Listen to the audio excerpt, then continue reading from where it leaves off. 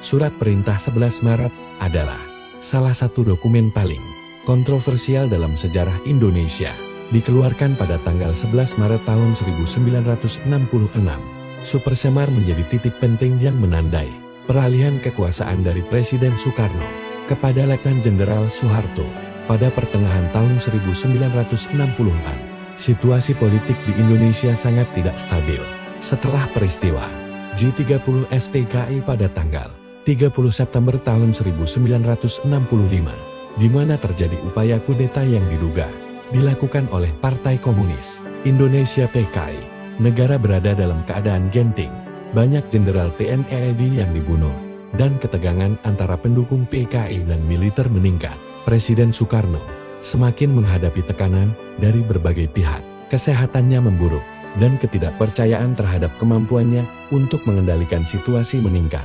Demonstrasi besar-besaran oleh mahasiswa dan berbagai elemen masyarakat, dikenal sebagai Tritura 3 tuntutan rakyat, menuntut pembubaran PKI, perombakan kabinet, dan penurunan harga kebutuhan pokok. Pada tanggal 11 Maret tahun 1966, Presiden Soekarno mengadakan rapat kabinet di Istana Merdeka. Dalam rapat tersebut, Soekarno menerima laporan tentang adanya ancaman terhadap keselamatan dirinya dan keadaan keamanan yang semakin genting. Beberapa jenderal TNI AD, yakni Mayor Jenderal Basuki Ratchamat, Brigadir Jenderal M. Yusuf, dan Brigadir Jenderal Amir Mahmud, mendatangi Soekarno dan menyarankan agar ia mengeluarkan surat perintah untuk menenangkan situasi. Soekarno akhirnya menandatangani dokumen yang dikenal sebagai Super Semar.